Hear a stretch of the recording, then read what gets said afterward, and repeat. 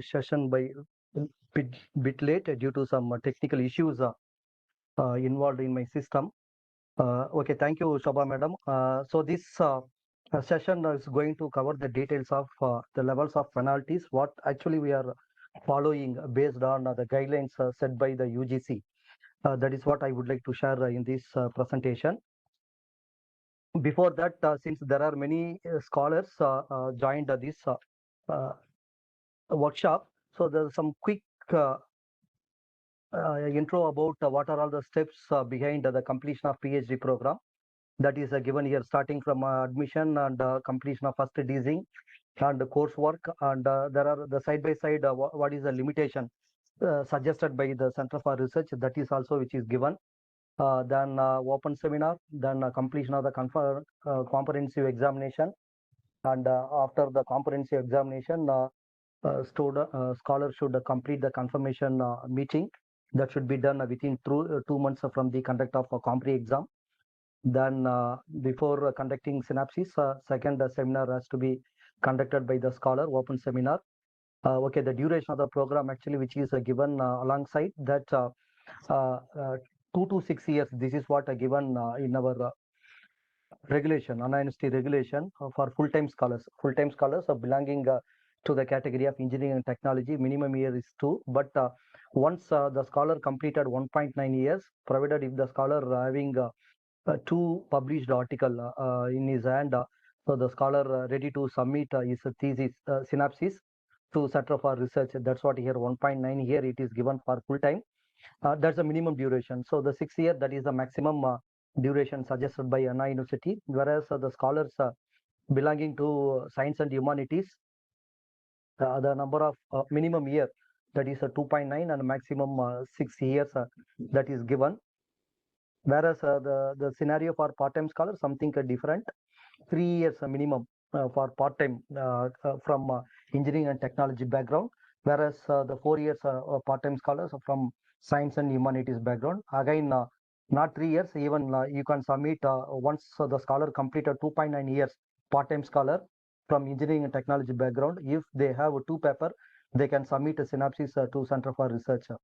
Similarly, for part-time science and humanities scholar, 3.9 years. Okay, once the synopsis meeting over, then you will get the intimation from after the verification of synopsis, whether your synopsis is free from the plagiarism, and your public claimed article also free from the plagiarism related issues, and you will get intimation from Center for Research stating that your synopsis got approved. Afterwards, where you can submit your thesis. Once the thesis submitted to CFR, where your thesis will be sent to the examiner, one Indian examiner and one foreign examiner, based on the review examiner comments, where the scholar has to complete the last meeting, DC doctoral committee meeting. In the meeting, where the subject expert proposed, and also what are all the corrections pointed out by these two examiners, where the scholar should execute those corrections in the thesis, and those corrections where the scholar should get approval from the doctoral committee members. Once that part over, where the final, of course, meeting, which is nothing but the oral PhD Viva Voice examination. So this is a structure of a PhD program, which is applicable to full-time as well as a part-time scholar. Okay, see, now actually we are following PhD regulations 2020. So there are several classes available in PhD regulation 2020, starting from class 1 to 24. Each and every class carry important information with regard to the PhD program, like class 1 general eligibility. I quickly finish these classes: general eligibility and educational qualification, the mode of admission. All these whoever joined a PhD program, you would have crossed these three classes. You know all these three classes. In what mode you have got admitted into the PhD program, that is given. And class 4, that is not related to the scholar, whereas this is related to the institution. And the mode of selection, class 5, and class 6, which is the admission, how like how the admission, when usually the admission procedure conducted, and like the January month, July month, those informations, and who are all, I mean, what is the composition of the committee, supervisor, joint supervisor, if applicable, and doctoral committee members, color, all these informations covered in this class 6 and class 7, which is supervisor recognition. This is also not related to the scholar, whereas once the scholar completed a PhD and the scholar desired to work as a faculty member in any one of the engineering college affiliated to Anna University, where the faculty must get supervisor recognition from Center for Research. There are certain guidelines given under this class, and the change of supervisor, class 8 deals change of supervisor if due to some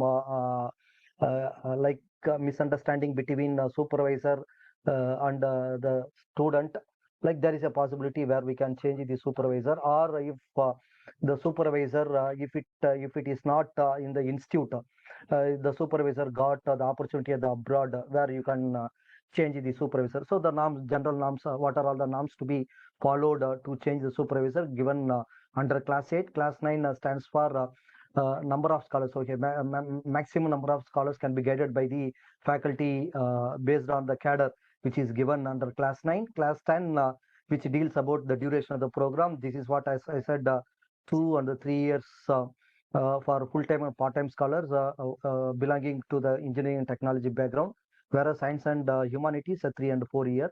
For MBA, which is applicable for MBA program, the number of years, I mean minimum duration, maximum duration, depends on where the scholar pursued his undergraduate program, either engineering and technology background or S&H arts background. Accordingly, whose minimum and maximum duration actually defined. So maximum duration for all the scholars, irrespective of the discipline, which is fixed by 6 years. Class 11, suppose if the scholar not able to complete his PhD program within the stipulated time, 6 years, with stipulated time of 6 years, 1 year time actually granted, and afterwards, within the 1 year, the scholar is supposed to complete the synopsis and the last 6 month permission duration, additional duration given in order to submit the thesis to the Center for Research. Class 12 deals about doctoral committee information. 13, the program structure, I mean, it deals completely about the coursework, how many coursework to be carried out, what is the minimum CGPA to be secured, everything given under class 13. Class 14, suppose if the scholar decide to do part of his research work outside of the university, like the abroad or some other institute like IIT and NIT, permission usually obtained by the scholar before moving to those institute from Center for Research. 1 year, maximum 1 year is permitted. And the class 15, the progress of the monitoring the progress of the scholar given. 15 days leave actually can be availed by the scholar per semester, and those information available. 16 correspond to submission of synopsis. 17 deals about the guidelines about the thesis submission. 18, which says covers the detail of thesis evaluation. 19, oral examination. 20, the award of degree. 21, cancellation of registration. See, due to some reason, the reasons are listed under class 21. Sometimes the Center for Research cancel the PhD program. The possible reasons covered under class 21, and 22 deals about the publication of thesis, and 23, that is our topic, act of plagiarism. Okay, so from the previous the afternoon session, where the resource person from E-Galactic, you would have explained about the Prakash, Mr. Prakash would have explained about what is the plagiarism, how to avoid plagiarism, and what are the ethics to be followed to avoid the problem of the plagiarism. Everything Mr. Prakash covered. So as per our UGC instructions, so Center for Research released the circular dated on 4/2/2022. In that circular, the various levels of penalties given in detail. Okay, see now at this stage, everyone knows about what is the plagiarism. The plagiarism, this is okay. Before coming to these levels of plagiarism, where the definition, what is the plagiarism? The plagiarism, which is nothing but appropriation of stealing other information. So that is nothing but the plagiarism. Simply to say in simple, the plagiarism, this is stealing of other information without a proper acknowledgement. That is the definition of the plagiarism, right? So in the case of scholars committed the act of plagiarism in synopsis, thesis, or journal publication, usually the Center for Research will call the respective scholar for the inquiry, and in that meeting where the Center for Research advise the scholar to rectify the plagiarism issue, and CFR will give the instruction how to resubmit the document with the appropriate penalty suggested by the UGC. That is what given here. Okay, as per this level, the level 0, there are like the normally we check plagiarism in thesis submitted by the scholar, and also the publication made by the scholar in two different aspects, where the UGC framed the various levels of penalties. So first we'll start with the thesis. Penalties in case of plagiarism found in a thesis submitted by the scholar, if the penalty level similarity, if it is found within 10%, that is called minor similarity. Usually where no penalty followed for this level 0. Whereas for level 1, if the similarity is found more than 10% and up to the 40%, that is called the level 1.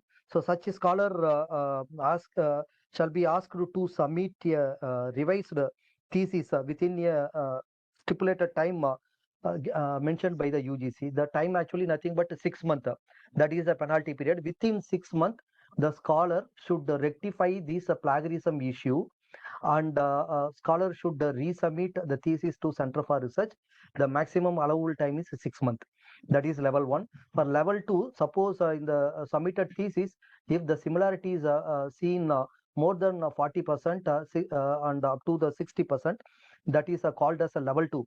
Level 2 similarity. So in these level 2 similarities, scholar debarred from submitting a revised script for a period of 1 year. In the sense, scholar should rectify this plagiarism found in his original thesis, and the scholar, such scholar should wait a minimum 1 year, to resubmit the revised thesis to the Center for Research. Also unnecessarily, so if the scholar found with plagiarism, and such scholar should wait minimum 1 year. That is the penalty suggested by the UGC. Under the level 3 penalty, that is called the similar, that is defined based on the similarities observed in the submitted thesis if it is more than 60%. So similarity is above 60%, such scholar registration for the program cancelled, right? The cancellation of the PhD program. So CFR will issue the cancellation letter to such scholar because of the similarity found, more than 60% similarity found in his submitted thesis, right? That's why this workshop actually arranged to create awareness to the scholar. Scholar should not get into the trouble of this level 1 to level 3, right? So try to maintain the similarity within 10%. So then only your thesis accepted by the Center for Research, and your thesis will be sent to the examiner for further evaluation. Okay. Whereas in the case of research publication, where the penalty suggested by the UGC is something different. Suppose if the published article means a published article in the journal suggested by the Center for Research, right? In that paper published article, if it is similarity is found based on this original software up to the 10%, no penalty. That paper considered for your synopsis acceptance. That is level 0. Level 1 means where in the published article, if the similarity is observed more than 10%, but up to 40%, that is called level 2 similarity. So in such case, the scholar shall be asked to withdraw the published article in the journal. That is the first remedy.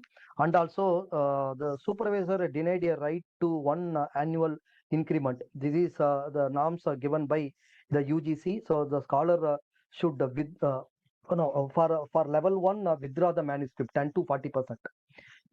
That is the penalty. Right, the immediately the scholar should approach the concerned journal, and scholar should write a letter to the concerned journal to withdraw the article. If the article successfully withdrawn from the particular journal, the scholar should go for another publication. Another publication with a fresh publication.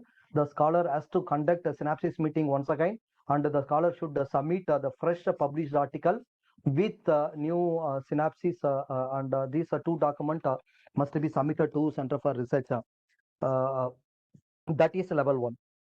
Coming to level 2, similarities. Suppose if the similarities observed in the published article, which is more than 40%, but up to 60%, that is called level 2. So in this level 2, where the scholar shall be asked to withdraw the manuscript, and the supervisor denied a right to one annual increment, and supervisor denied to take new scholar for a period of 2 years, right? In the sense, the supervisor cannot take a fresh scholar for a period of 2 years. Once the similarities observed in his student who made a publication in any one of the journal listed in Center for Research website. That is level 2. Level 3, this is like where if the similarities observed more than 60% in the published article, the penalties are the scholar should withdraw the manuscript, and the scholar asked to withdraw the manuscript, and the supervisor denied a right to two successive annual increment, and the supervisor cannot take fresh scholar for a period of 3 years. This is called these are all the penalties in the case of level 3, right? Suppose a penalty on repeated plagiarism.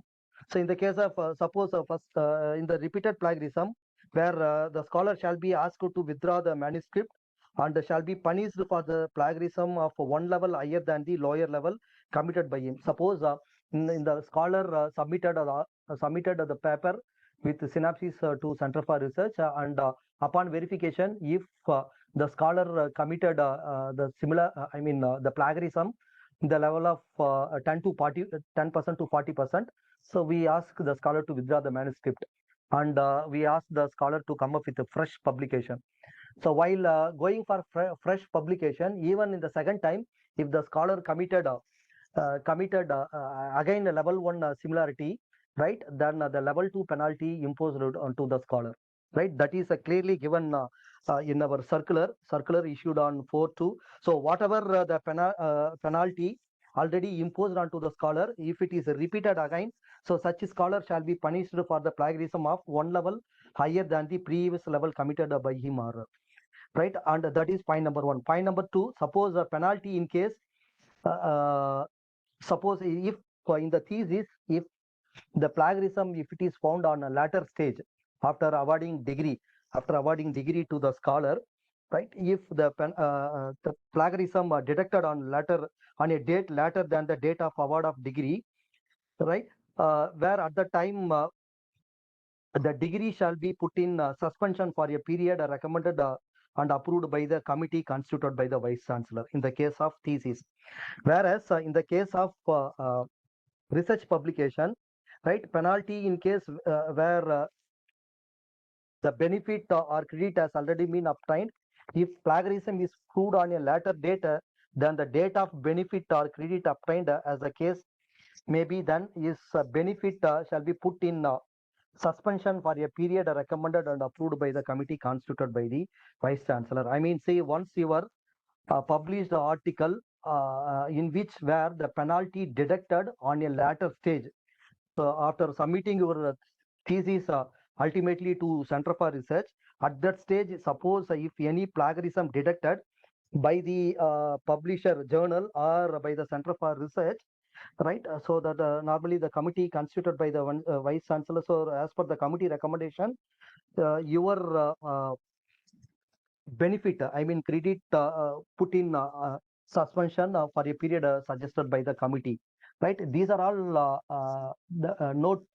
These are all the informations to be carefully followed by the scholars, as well as because some of the penalty penalty given to the supervisor also should aware about all these various levels of penalties, because supervisor sometimes where cannot take new fresh scholar for a period of 2 years or 3 years, as mentioned in this slide, right?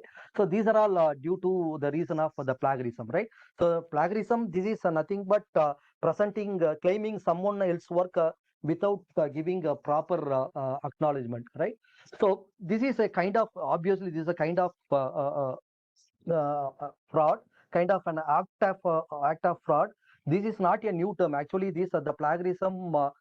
This is like the this kind of the plagiarism issue very first detected in our history in the 80 AD, where this plagiarism issue got detected. But the plagiarism issue became too severe in the recent decades, because of the development of the technology, where the people ready to refer various published article via the internet or via the hard copies, right?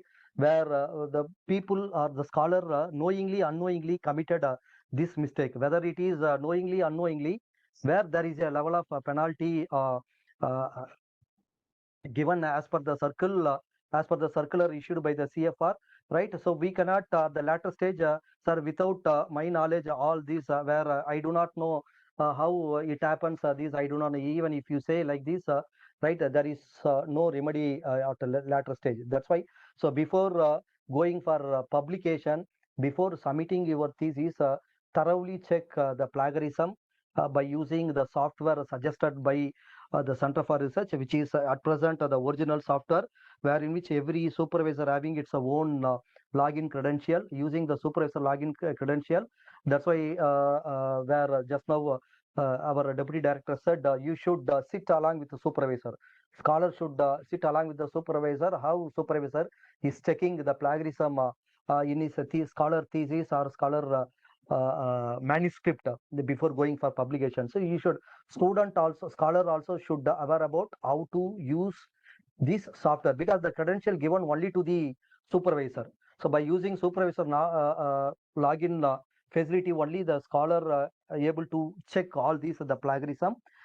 You should know how to check, and you should know the various levels of penalties. There are various forms of the plagiarism, like the verbatim, simply copying the word by word from others' work, and cutting pasting from the informations available in internet, paraphrasing by simply rearranging the words, and by the collusion, I mean, say, with failing to give the acknowledge whoever contribute, helped to write your article or prepare your thesis, right? That is called the collusion.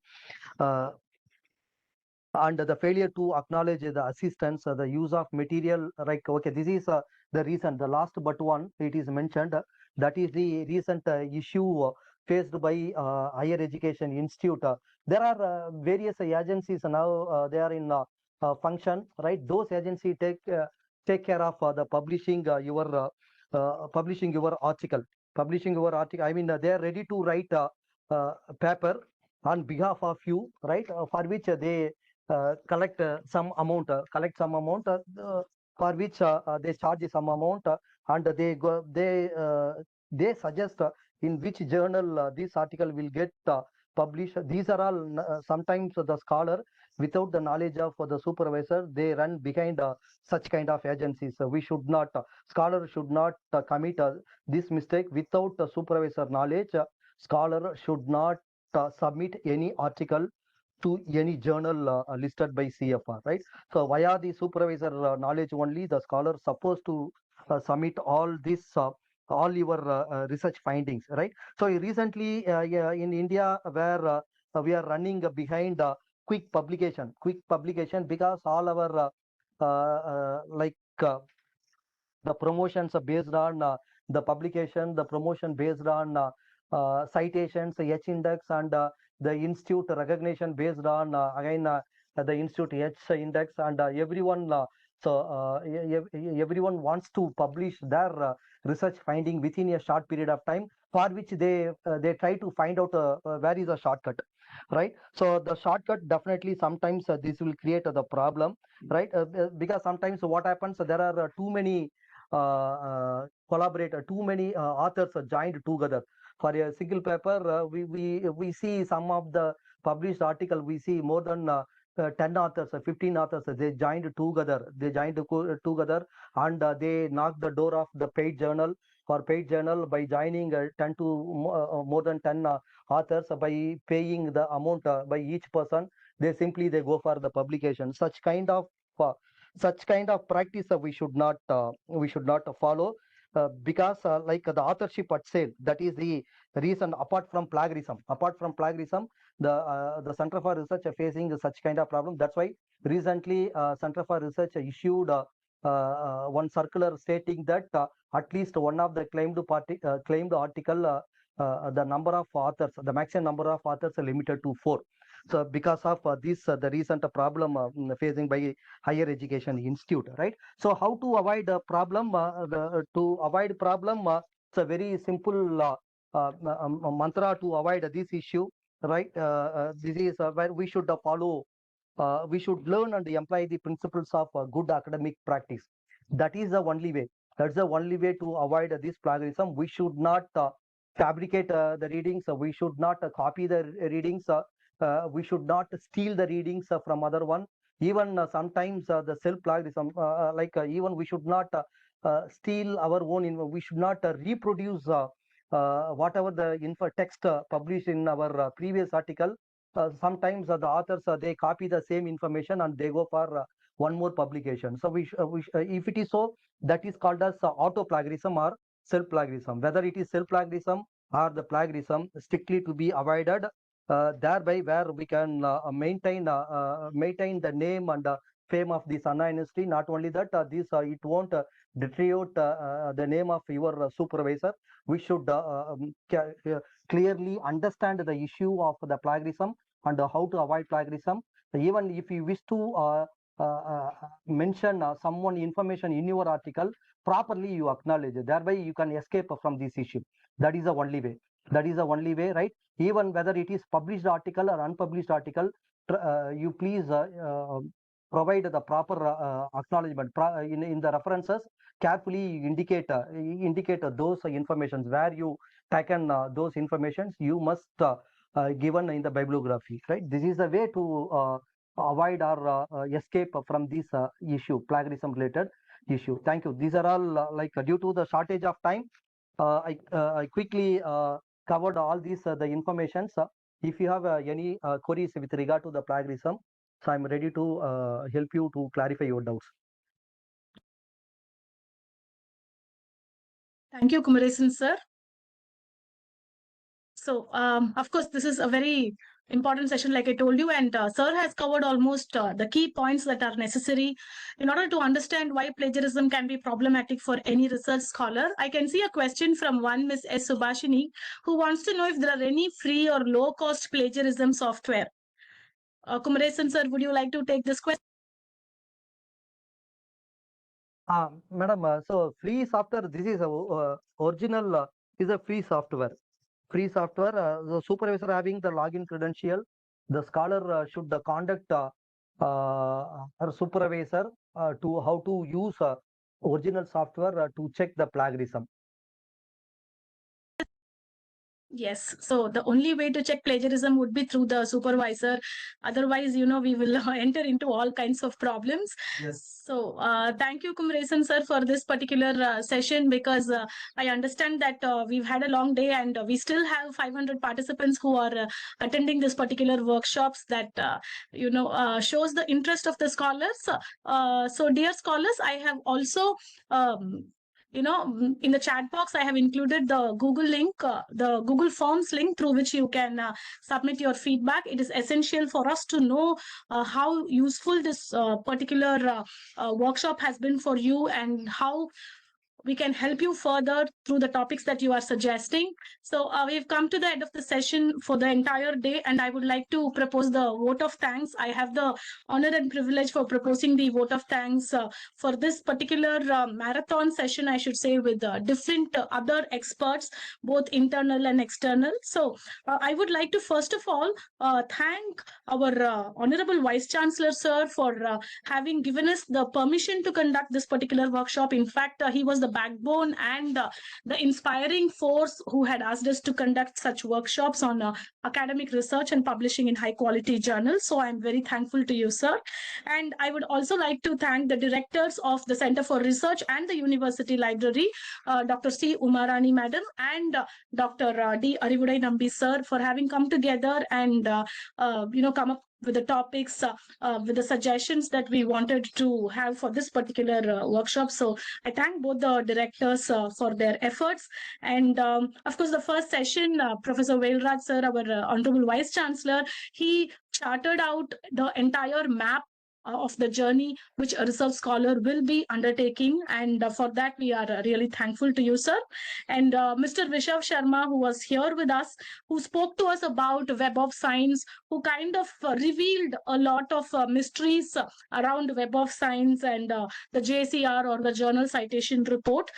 We thank you also, sir. And then the resource persons, Dr. Rishabh Goenka from Elsevier, Mr. Prakash S. Sarda, and Ms. Preeti Rati from eGalactic for talking to us about the plagiarism software and how it works. And of course, the last session, which focused on plagiarism rules, regulations, levels of penalties, which was given by our own Deputy Director, Professor G. Kumaresan, also the Deputy Director here at the Center for Research. We thank you all. And I would also like to thank Dr. K. Sandranayagi, who is another Deputy Director here, for all the efforts in organizing this particular workshop. I thank the staff of Mentor Communications who have helped us in conducting this particular workshop successfully. Of course, there were a couple of technical glitches, but I think they are part of the system now, and we understand how to overcome them better. So I have Mr. Venkatesh, who has been coordinating from the morning. I thank Mr. Venkatesh for that, and Mr. Mohan also. The participants have been very patient. They have been listening to all the lectures from the morning. I thank all the supervisors who are the they are the backbone of the Center for Research, because it is only because of them that we have so many research scholars who have enrolled into their PhD courses. We wish all the scholars a very happy, a very fruitful and a productive research journey. So on behalf of the Center for Research, I would like to conclude this particular workshop on this happy note. Thank you to one and all. Thank you for all the technical and the other staff who have helped us in this particular online session. So like I told you, please fill the feedback link, and we would like to know what other topics we can do for you in the future. So thank you all. Let me end the meeting now.